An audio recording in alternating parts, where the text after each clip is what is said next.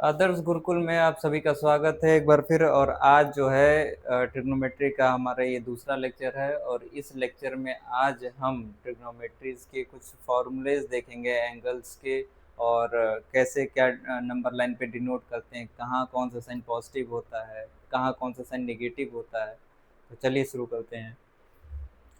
तो पहला हमारा है साइन ऑफ ट्रिग्नोमेट्रिक रेशियोज।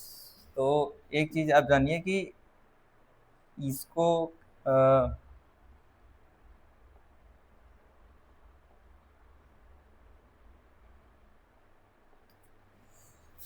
यहाँ से ये एक्स एक्सिस होता है हमारा, पॉजिटिव एक्स एक्सिस, इसको कहते हैं माइनस एक्स एक्सिस। ऐसे ही ये हमारा पॉजिटिव वाई एक्सिस होता है और इसको हम कहते हैं नेगेटिव ऑफ वाई एक्सिस। ठीक। अब ये जो एक्स एक्सिस है ये हमारा, इसको हम 0 डिग्री से स्टार्ट करते हैं। ठीक है, 90 इसने क्रॉस किया। ठीक है, तो ये कितना हो गया एंगल, 90 डिग्री। फिर इसने 90 क्रॉस किया तो कितना हो गया, 180 डिग्री। फिर इसने 90 क्रॉस किया तो कितना हो गया, 270 डिग्री। और ये जो है अनदर 90 डिग्री अगर हम इसमें ऐड कर दें तो ये कितना हो गया, 360 डिग्री। ठीक। दूसरी चीज, ये हमारा होता है फर्स्ट क्वाड्रेंट, इसको हम लोग क्या बोलते हैं, फर्स्ट क्वाड्रेंट। ठीक। इसको हम कहते हैं सेकेंड क्वाड्रेंट। ये हमारा होता है थर्ड क्वाड्रेंट।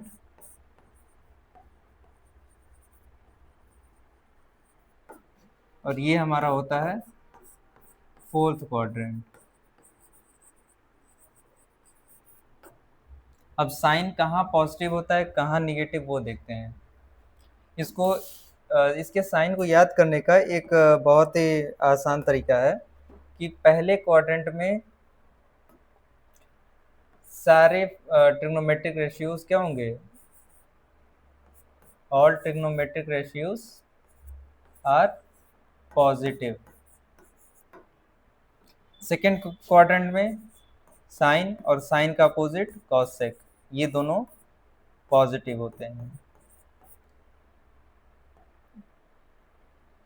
थर्ड क्वाड्रेंट में टेन और टेन का अपोजिट कॉट, ये दोनों पॉजिटिव होते हैं। फोर्थ क्वाड्रेंट में सेक और सेक का अपोजिट रेसिप्रोकल कॉस, ये दोनों क्या होते हैं, पॉजिटिव होते हैं। तो कहने का मतलब ये है हमारे कि जो in first quadrant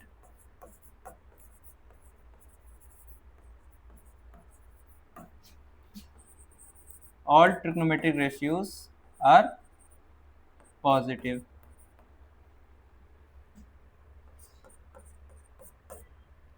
In second quadrant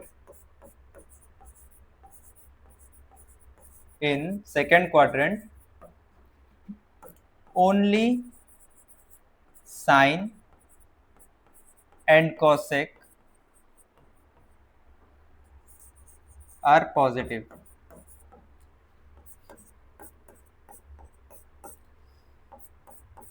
In third quadrant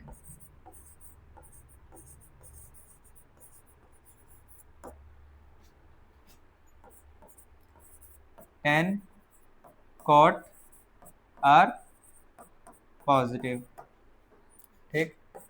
in fourth quadrant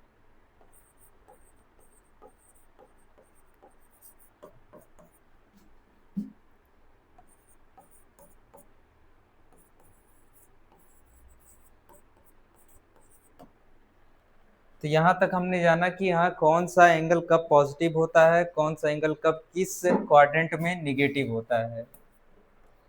ठीक है, यहाँ तक बातें क्लियर हैं। तो आगे चलते हैं, इतना देख लीजिए।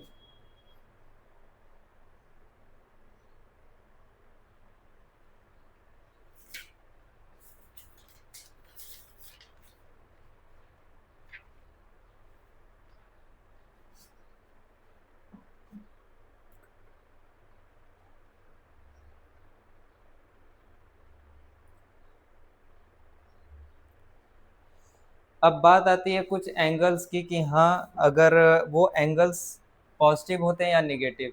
जैसे यहाँ पर पहला लिखा है कि फॉर 90 प्लस थीटा, तो यानी कि क्वाड्रेंट में हम अगर ये थीटा है और हमने 90 प्लस थीटा, यानी कि सेकेंड क्वाड्रेंट की बात हो रही है यहाँ पे बात क्या हो रही है, सेकेंड क्वाड्रेंट की। तो साइन की बात अगर करें तो साइन 90 प्लस थीटा, साइन क्या होता है, पॉजिटिव होता है सेकेंड क्वाड्रेंट में। तो क्या लिखेंगे इसको,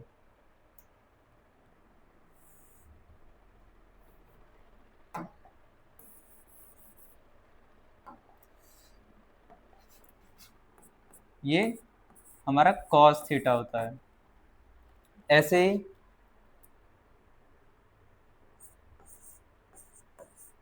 कॉसेक 90 प्लस थीटा क्या होता है, सेक थीटा, क्योंकि हमारा साइन फंक्शन और कॉसेक फंक्शन दोनों क्या होते हैं, पॉजिटिव होते हैं सेकेंड क्वाड्रेंट में। थर्ड आता है हमारे पास टेन 90 प्लस थीटा। तो टेन तो होता, टेन का इंटरचेंज करें तो कॉट तो होता है, लेकिन टेन क्या होता है, नेगेटिव होता है। ठीक, यहाँ तक बातें समझ में आ रही हैं सभी को।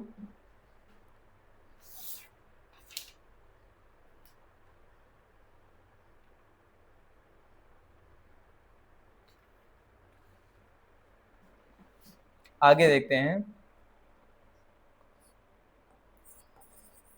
Cos 90 plus theta, second quadrant की बात हो रही है, तो कॉस क्या होता है सेकेंड क्वाड्रेंट में, नेगेटिव। तो कॉस का सेक थीटा और वो नेगेटिव से डिनोट करेंगे। ऐसे ही कॉट 90 प्लस थीटा क्या होता है, टेन थीटा, और सेकेंड क्वाड्रेंट में कॉट क्या होता है हमारा, नेगेटिव, तो इस वजह से हमारे पास जो साइन आएगा वो भी नेगेटिव का आएगा। अब बात आती है सेक की।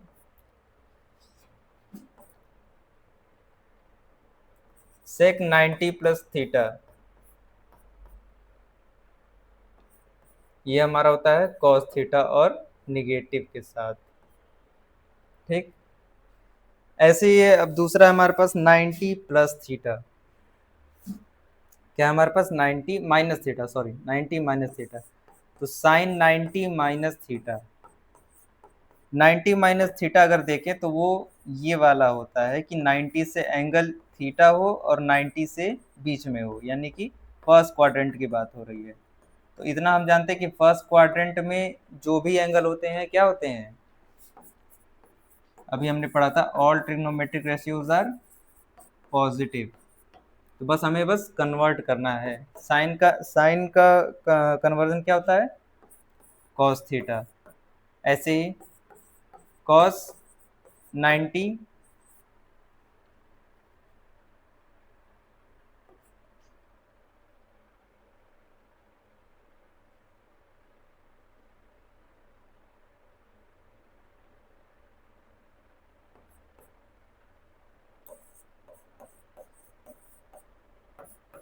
Ten 90 minus theta cot theta, और ये सब किस में होंगे, पॉजिटिव में। ऐसे ही कॉट 90 माइनस थीटा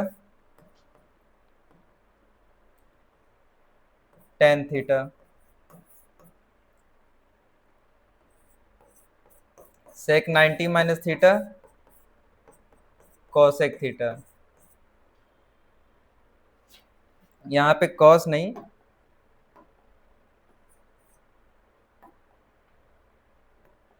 कॉसेक होगा।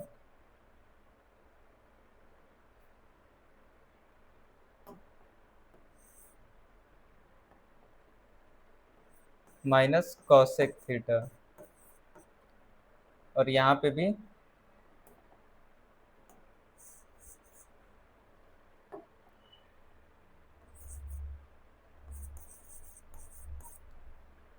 ठीक है।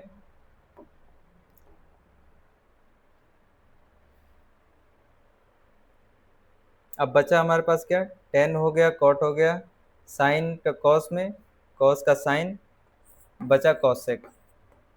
कॉसेक 90 माइनस थीटा, ये हमारा क्या होता है, सेक थीटा। साइन पॉजिटिव रहेगा क्योंकि हमारे सारे ट्रिग्नोमेट्रिक रेशियोज क्या होते हैं, पॉजिटिव होते हैं। ठीक है, नोट कर लीजिए इसे।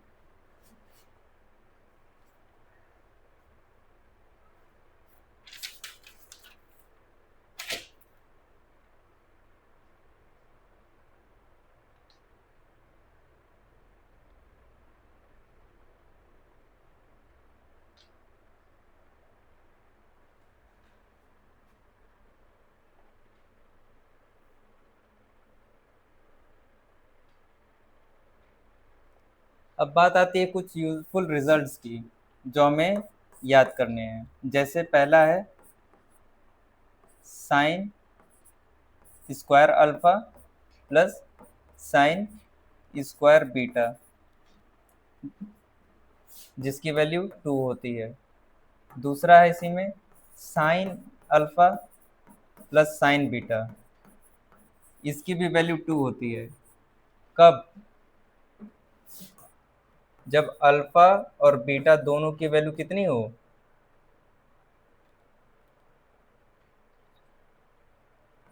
90 हो। क्योंकि साइन 90 हमारा कितना हो जाएगा, 1, और 1 का स्क्वायर और 1 का स्क्वायर कितना होता है, 2। ऐसे ही यहाँ पे साइन 90 कितना होता है, 1, और इन दोनों को ऐड करेंगे तो कितना हो गया, 2। दूसरा आता है इसी में cos square alpha plus cos square beta, इसकी वैल्यू भी कितनी होती है, 2 होती है। और यहाँ पे cos alpha plus cos beta, इसकी वैल्यू भी 2 होती है। कब,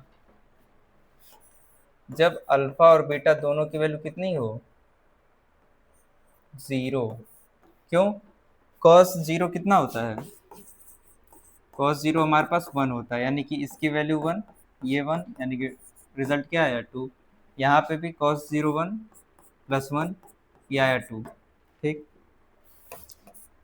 थर्ड केस होता है sine square alpha plus cos square beta की वैल्यू क्या होगी, अगर अल्फा की वैल्यू 0 हो और बीटा की वैल्यू 90 हो।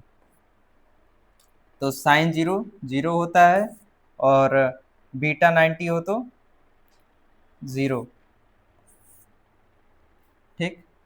दूसरा केस आता है कि sine square alpha plus cos square beta, जहाँ पे अल्फा की वैल्यू 90 हो और बीटा की वैल्यू 0 हो। तो यहाँ पे क्या होगा,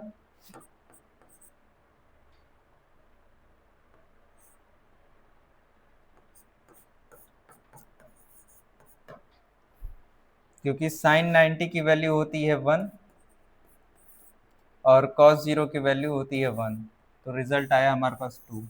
इसको नोट कर लीजिए।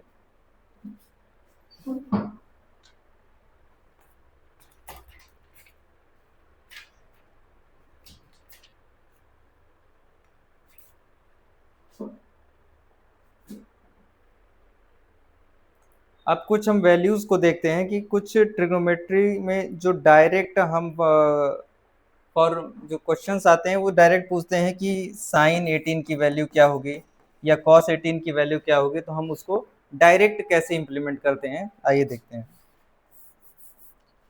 साइन 15 की वैल्यू होती है √3 माइनस 1 अपॉन 2√2, और ये कॉस 75 के बराबर होता है। हम कैसे बोल रहे हैं कि साइन 15 और कॉस 75 दोनों बराबर है, देखिए अगर हम साइन 90 माइनस 75 लिखें तो 90 माइनस 75 हमको साइन 15 मिल रहा है, और ये साइन 90 माइनस थीटा होता ही क्या है, कॉस थीटा, और थीटा कितने के बराबर है, 75 डिग्री के बराबर है।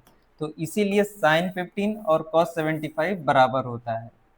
ऐसे ही कॉस 15 साइन 75 के बराबर होता है। क्यों ये दोनों बराबर होता है, कि अगर हम cos 15 को भी लिखना चाहें तो cos हम इसको 90 माइनस 75 लिख सकते हैं, और cos 90 माइनस 75, 90 माइनस 75 15 के इक्वल होता है। और फॉर्मूला क्या होता है, cos of 90 minus theta, all positive होते हैं, और 90 माइनस थीटा क्या होता है, साइन थीटा, और थीटा कितने के बराबर है, 75, तो साइन 75, ये दोनों आपस में इक्वल होते हैं। तो cos 15 की वैल्यू होती है √3 + 1 अपॉन 2 √2, और ये cos 15 जो है साइन 75 के बराबर होता है। ठीक, आगे है साइन 18। साइन 18 की वैल्यू होती है √5 - 1/4। ठीक, ऐसे ही, और ये साइन 18 जो है कॉस जो है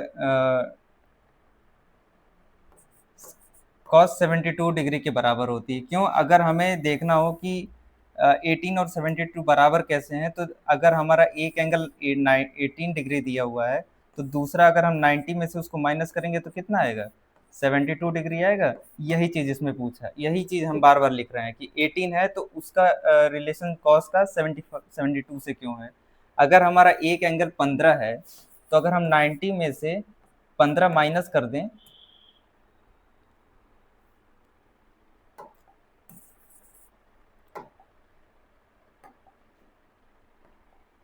नाइन्टी में से 15 माइनस कर दे तो कितना आ रहा है हमारे पास, 75 आ रहा है। क्यों ऐसा कर रहे हैं, क्योंकि दो एंगल्स का सम हमेशा कितना होना चाहिए, 90 होना चाहिए। क्यों, क्योंकि हमारा एक एंगल पहले से ही 90 होता है ट्रायंगल में। तीनों एंगल का सम हमारे पास कितना दिया होता है, हमेशा 180 होता है, जिसमें एक एंगल पहले से फिक्स होता है 90, यानी कि बाकी के जो दो एंगल्स हैं इनका सम हमारे पास कितना आना चाहिए, 90 आना चाहिए। तो इसीलिए 75 और 15 कितने होता है, 90 होता है। 15 और 75 90 होता है। ऐसे हम सब में करेंगे।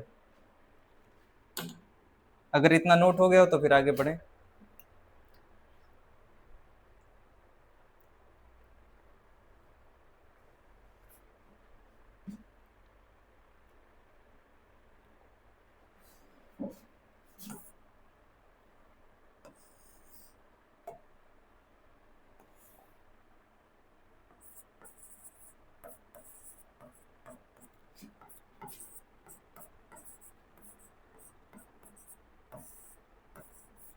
ये वैल्यू होती है हमारी cos 18 की वैल्यू, और cos 90 माइनस थीटा होता है साइन थीटा, और ये बराबर होता है, अगर हम 90 में से 18 कर दें, 72 डिग्री के बराबर। इसको भी नोट कर लीजिए।